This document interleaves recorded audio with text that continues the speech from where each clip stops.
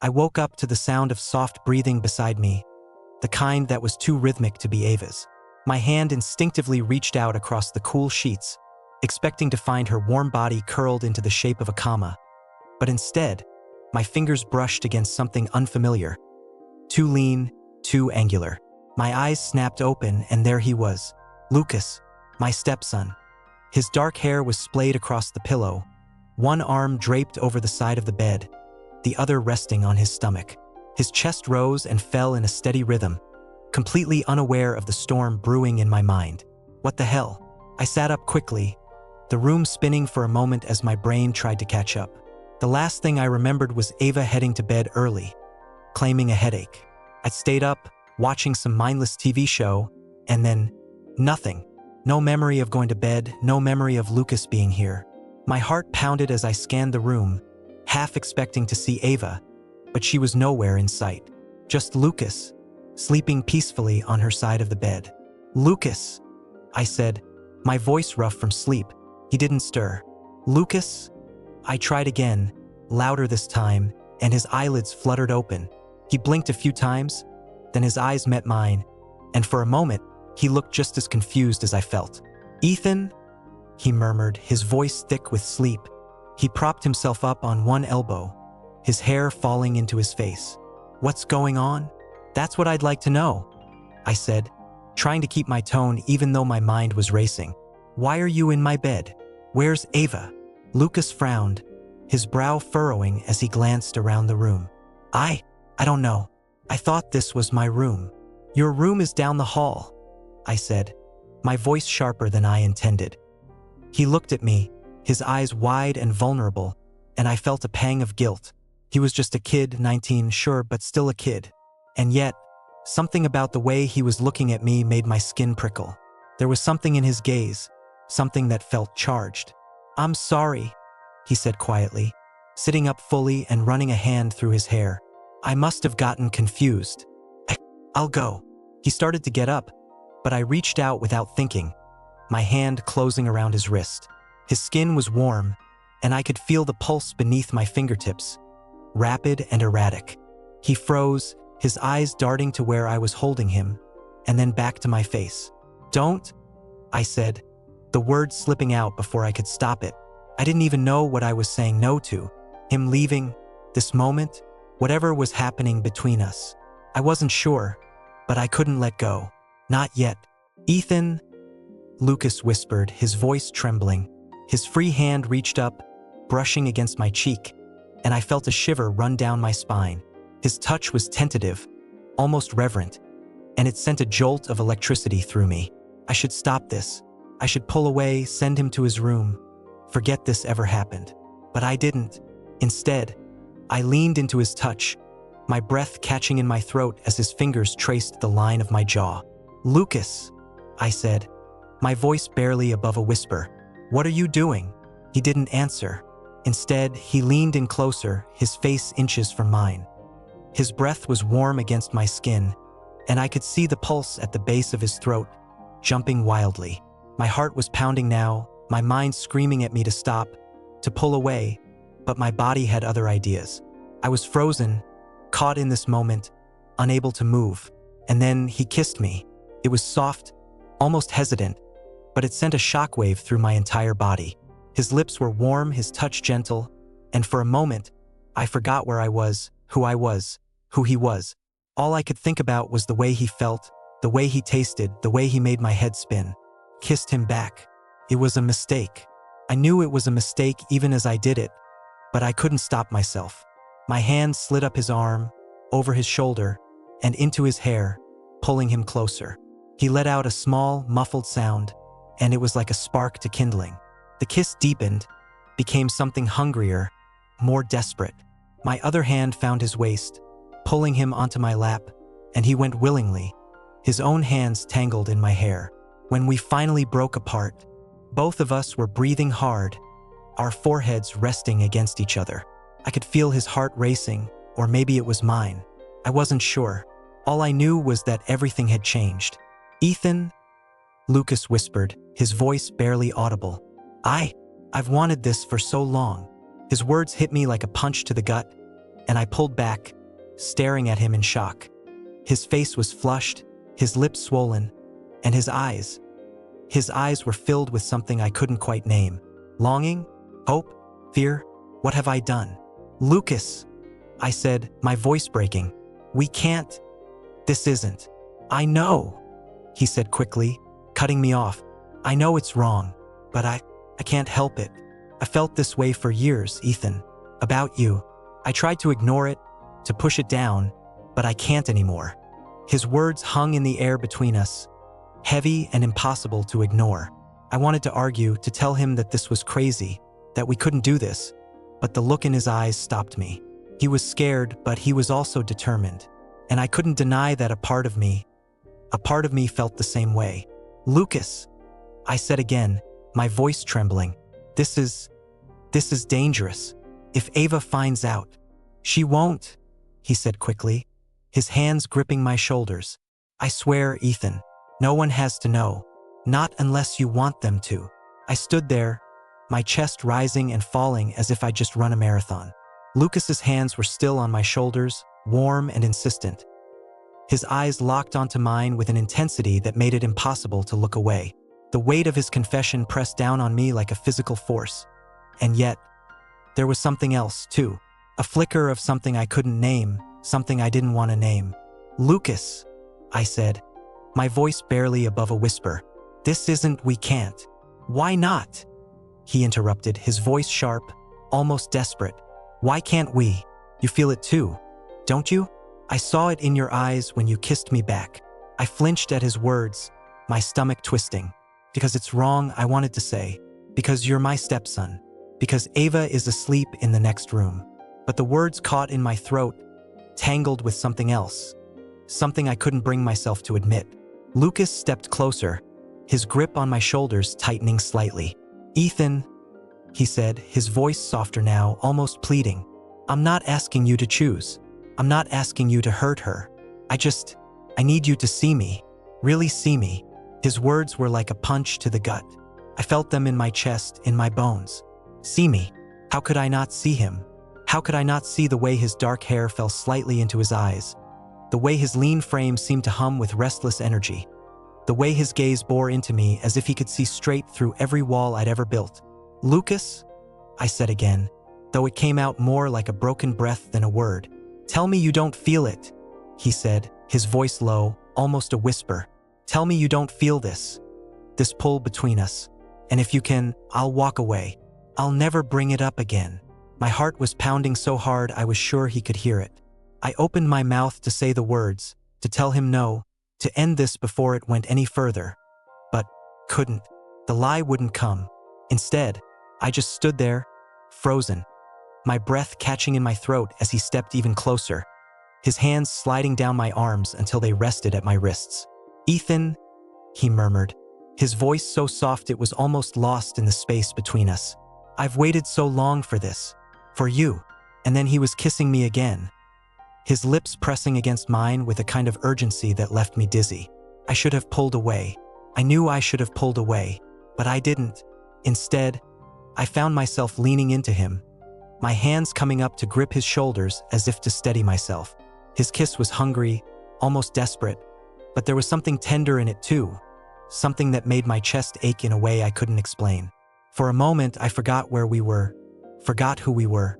There was only the heat of his body against mine, the taste of him on my tongue, the way his hands trembled slightly as they moved up to frame my face. And then, just as quickly as it had started, it stopped. Lucas pulled back slightly, his breath coming in short, uneven gasps as he rested his forehead against mine. Ethan, he whispered, his voice shaking. Please, don't shut me out. I closed my eyes, my mind racing. This is wrong. This is so wrong. But, that single word echoed in my head, drowning out everything else. But what if it's not? I thought, the idea sending a shiver down my spine. What if this was something real, something that shouldn't be ignored? Lucas, I said, my voice barely audible. I don't know what to do. He let out a shaky breath, his hands dropping to my chest. You don't have to know, he said. Not yet. Just don't push me away. That's all I'm asking. I opened my eyes, meeting his gaze. There was so much hope there, so much vulnerability, and it terrified me. Because I knew, deep down, that I couldn't promise him that. I couldn't promise him anything. But I also couldn't walk away. Okay, I said finally, the words slipping out before I could stop it. Okay. The relief that washed over his face was almost palpable. He let out a breath I hadn't realized he was holding, his hands gripping the front of my shirt like he was afraid I might vanish if he let go. "Thank you," he whispered, his voice thick with emotion. "Thank you, Ethan." I nodded, my throat too tight to speak. My mind was still reeling, still trying to make sense of what had just happened, of what I'd just agreed to. But there was no time to think, no time to process, because Lucas was kissing me again, his lips soft and insistent against mine. This time, I didn't pull away. This time, I kissed him back. The sound of a door creaking open somewhere in the house made us both freeze. My heart leapt into my throat as I pulled back, my eyes darting toward the bedroom door. "Ethan," Ava's voice called, her tone sleepy and confused. "Are you up?" Lucas and I exchanged a panicked glance, and in that moment, I felt the weight of what we were doing, what we'd done, crash down on me like a tidal wave. "Yeah," I called back, my voice steadier than I felt. "I'm here." There was a pause, and then the sound of footsteps padding down the hallway. Lucas stepped back, his face pale, his eyes wide with fear. "Go," I whispered, my voice urgent. "Now." He nodded, moving quickly and quietly toward the door. Just before he slipped out, he turned back to me, his expression a mix of longing and regret. "Ethan," he said softly, his voice barely audible. "Go," I repeated, cutting him off. There was no time for words, no time for explanations. He hesitated for a split second, then nodded and disappeared into the hallway, closing the door softly behind him. A moment later, Ava appeared in the doorway, her hair tousled from sleep, her body wrapped in a soft robe. She looked at me, her brow furrowed in concern. "What are you doing up?" she asked, her voice still heavy with sleep. "Just couldn't sleep," I said, forcing a smile. "Didn't want to wake you." She nodded, too tired to question me further, and stepped into the room, closing the door behind her. I couldn't help but glance over her shoulder, my heart still pounding as I thought of Lucas standing in the hallway just moments before. What have I done? I thought, the question echoing in my mind as Ava climbed into bed beside me. What had I done? The morning light crept through the blinds, casting thin stripes across the bed. I shifted slightly, conscious of Ava's steady breathing beside me. My mind was a mess, tangled with thoughts of Lucas, of the kiss, of the way he had looked at me just before he slipped out of the room. What the hell had happened? I pressed my palms into my eyes, trying to push the memories away, but they only grew sharper. I got up quietly, careful not to wake Ava, and padded to the kitchen. The house was still, the kind of silence that felt heavy, like it was waiting for something. I poured myself a glass of water and leaned against the counter, staring out the window. The backyard was bathed in soft sunlight, but my thoughts were anything but warm. Then I heard the faint creak of footsteps behind me. I didn't need to turn around to know it was Lucas. His presence had a way of filling the room, a quiet intensity that I couldn't ignore. "Morning," he said, his voice low and steady. I turned to face him, my grip tightening on the glass. He looked different. The shadows under his eyes were deeper, his expression more resolute. It felt like something had shifted between us, something irreversible. "Morning," I replied, my voice hoarse. We stood there for a moment, the silence stretching between us. I wanted to say something, to try to make sense of what had happened, but the words stuck in my throat. Lucas stepped closer, his eyes never leaving mine. "We need to talk," he said finally. I nodded, though every part of me was screaming to avoid this conversation. "Yeah, we do." He glanced toward the hallway, as if checking for Ava, then motioned toward the living room. "Not here." I followed him, my heart pounding in my chest. The living room felt too small suddenly, the walls closing in as we sat on the couch. Lucas leaned forward, his elbows on his knees, his hands clasped tightly together. "Last night," he began, his voice trembling slightly, "I meant what I said, what I did. I'm not going to pretend it didn't happen. I swallowed hard, the memory of his lips on mine flooding back. Lucas, this isn't right. We can't. Why not? He interrupted, his eyes burning into mine. Because she's sleeping down the hall? Because I'm your stepson? That's all just labels. It doesn't change how I feel. How we feel. I opened my mouth to argue, to tell him he was wrong, but the words wouldn't come. Because deep down, I knew he wasn't entirely wrong. The way I'd kissed him back, the way my body had responded, it hadn't just been a mistake. It had been something more, something I wasn't ready to admit. Ethan, he said softly, reaching out to touch my hand. His fingers were warm, his touch electric. I felt this way for a long time. I tried to ignore it, to push it down, but I can't anymore. Not after last night. I pulled my hand away, my chest tightening. This isn't just about us, Lucas. There's Ava. There's everything. This could destroy it all. But what if it doesn't? He shot back, his voice rising slightly. What if this is what we both need?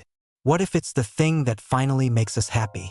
I stared at him, torn between the weight of his words and the fear of what they meant. He was so young, so certain, and yet there was a vulnerability in his eyes that made my heart ache. Lucas, I said slowly, this isn't just a game. This is real life. People get hurt.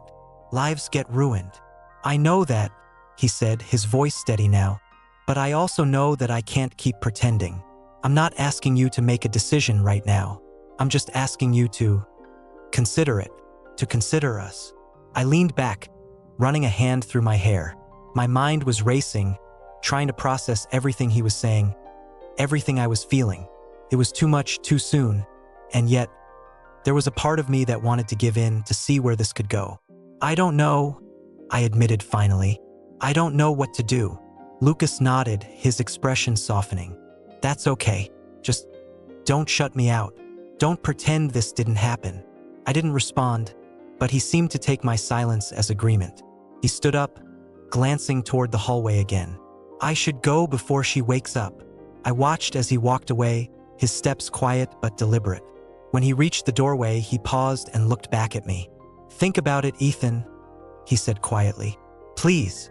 And then he was gone, leaving me alone with my thoughts.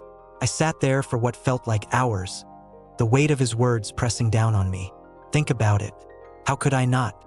Every time I closed my eyes, I saw his face, felt his touch, heard his voice. It was like he'd carved himself into my mind, leaving no room for anything else. Eventually, I heard Ava stirring in the bedroom, and I forced myself to get up, to act normal. But it was hard. Every time I looked at her, I felt a pang of guilt, a reminder of the secret I was keeping. The day passed in a blur. We went through the motions, breakfast, chores, errands, but my mind was somewhere else entirely. Lucas stayed in his room for most of the day, giving us space, but his presence lingered in the house like a shadow. By the time evening rolled around, I was exhausted. Ava was curled up on the couch, reading a book, and I found myself wandering down the hallway toward Lucas's room. I wasn't sure what I was going to say, or if I was going to say anything at all. I just knew I needed to see him.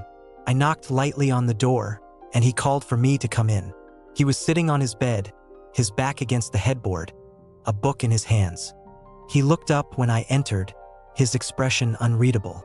Hey, I said, closing the door behind me. Hey, he replied, setting the book aside. We stared at each other for a moment, the air between us charged with tension.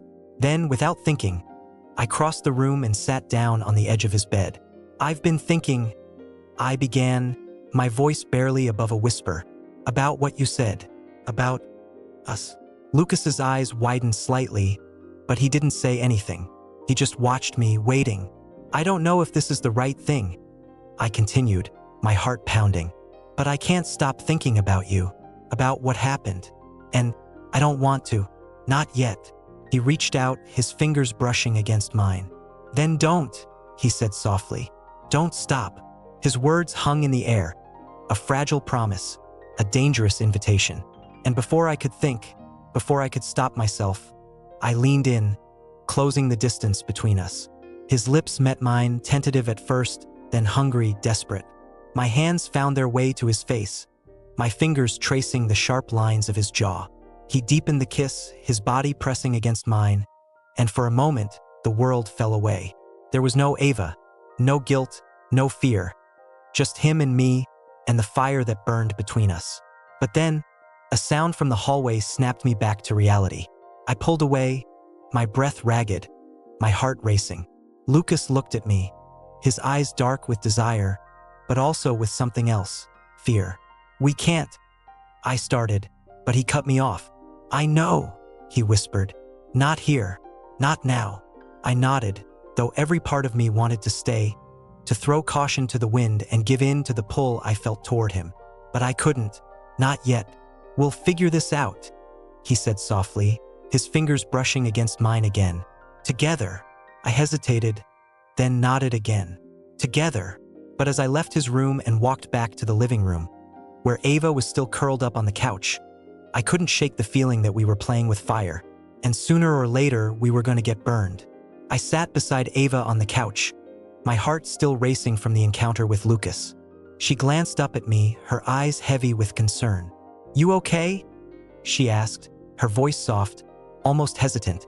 I nodded, forcing a smile. "Yeah, just tired. Long day." She reached out, her fingers brushing against my arm. "You've been acting off lately. Is something wrong?" I hesitated, my mind racing. How could I tell her that I was struggling with something I didn't even fully understand myself? "It's nothing," I lied, my voice tight. "Just work stress. You know how it is." She studied me for a moment, then nodded, though I could tell she didn't fully believe me. "Well, if you need to talk, I'm here." If only it were that simple, I thought, my guilt gnawing at me. I wanted to tell her everything, to unburden myself, but I couldn't. Not without risking everything we had built together. Later that evening, after Ava had gone to bed, I found myself pacing the living room, my thoughts consumed by Lucas. The way he had looked at me, the way his fingers had brushed against mine, it was all I could think about. I knew I shouldn't, but I couldn't help myself. I needed to see him. I crept down the hallway, my footsteps soft against the carpet. When I reached his door, I paused, my hand hovering over the doorknob. "What are you doing?" A voice in my head screamed, but I ignored it. I turned the knob and stepped inside. Lucas was sitting on his bed, a book in his hands. He looked up as I entered, his eyes widening in surprise. "Ethan," he whispered, his voice barely audible. "Hey," I said, my voice equally soft. I needed to see you." He set the book aside and stood, crossing the room to where I stood. "Are you okay?" he asked, his eyes searching mine. I hesitated, then shook my head. "No, I'm not okay. I don't know what's happening between us, but I can't stop thinking about it. About you." He reached out, his fingers brushing against my cheek. "Neither can I," he admitted, his voice trembling. "I've been trying to stop, to push these feelings away, but I can't. I don't want to." I closed my eyes, leaning into his touch. "This is wrong," I whispered, though my body was betraying me, leaning closer to him. "Is it?" he asked, his voice soft, almost pleading. "If it's wrong, then why does it feel so right?" I opened my eyes, meeting his gaze. "Because it's not just about us," I said, my voice cracking. "It's about Ava, about everything we'd be putting at risk." He nodded, his expression pained. "I know," he said, "but I can't help how I feel. I've tried, Ethan. I've tried so hard to ignore it, but I can't anymore." I reached up, my hand covering his where it rested against my cheek. "I don't know what to do," I admitted, my voice barely above a whisper. "I'm so torn. I care about you, Lucas, more than I ever thought I could. But I don't know if I can do this. If I can risk everything for what? For us." He stepped closer, his body pressing against mine. "You don't have to have all the answers right now," he said softly. "Just be here with me. Let's figure this out together." His words sent a shiver down my spine, and before I could stop myself, I leaned in, my lips brushing against his. The kiss was soft, tentative, but it quickly deepened, our bodies pressing together as our hands roamed. It was intoxicating, the way he felt against me, the way his lips moved over mine. I wanted to lose myself in him, to forget everything else. But then a voice in my head screamed, "What are you doing?" I pulled away, my breath coming in ragged gasps. "We can't," I said, my voice trembling. "Not like this." He nodded, his eyes filled with understanding and regret. "I know," he said, "but I don't want to stop. I can't." I stepped back, putting some distance between us. "We have to," I said firmly, though my heart was breaking. "If we don't, we're going to destroy everything." He looked at me, his eyes filled with pain. "What if it's already too late?" he asked, his voice barely above a whisper. I didn't have an answer for him. I felt the same fear, the same uncertainty. But I knew I couldn't let this go any further. "Not tonight. We'll figure it out," I said, though I wasn't sure I believed it myself. "But not like this. Not now." He nodded, though I could see the disappointment in his eyes. "Okay," he said softly, "but promise me one thing." I looked at him, waiting. "Promise me you won't shut me out," he said, his voice trembling. "I can't lose you, Ethan. Not again." I hesitated, then nodded. "I promise," I said, though I wasn't sure how I was going to keep that promise. I left his room, my heart heavy with guilt and desire. I knew I was playing with fire, but I couldn't stop myself. I was drawn to him in a way I couldn't explain, and it terrified me. As I made my way back to my bedroom, I found Ava still asleep, her body curled into the shape of a comma. I climbed into bed beside her, my mind racing with thoughts of Lucas. What am I doing? I wondered, my guilt consuming me. I knew I couldn't keep this up. Eventually, I was going to have to make a choice. But for now, I was trapped, caught between the love I had for Ava and the undeniable pull I felt toward Lucas. I closed my eyes, trying to push the thoughts away, but they lingered, haunting me. I knew I was in over my head, but I couldn't stop myself. I was falling, and I wasn't sure I wanted to be saved. The next morning, I woke up early, my mind still racing with thoughts of Lucas. I crept out of bed, careful not to wake Ava, and made my way to the kitchen. I needed coffee, something to clear my head. As I stood at the counter, waiting for the coffee to brew, I heard footsteps behind me. I turned to see Lucas standing in the doorway, his dark hair messy from sleep, his lean frame silhouetted by the morning light. "Morning," he said softly, his eyes meeting mine. "Morning," I replied, my voice tight. He stepped into the kitchen, his gaze never leaving mine. "Did you sleep okay?" he asked, his voice tentative. I shook my head. "Not really." He nodded as if he expected that answer. "Me neither." We stood in silence for a moment, the weight of everything unsaid hanging between us. Finally, he spoke, his voice barely above a whisper. "Ethan, He hesitated, then stepped closer. "I can't stop thinking about you, about us." I felt my breath catch in my throat as he reached out, his fingers brushing against mine. "Lucas, we can't," I whispered, though my body was betraying me, leaning closer to him. "Why not?" he asked, his voice soft, almost pleading. "Why can't we just be together?" I looked at him, my heart breaking.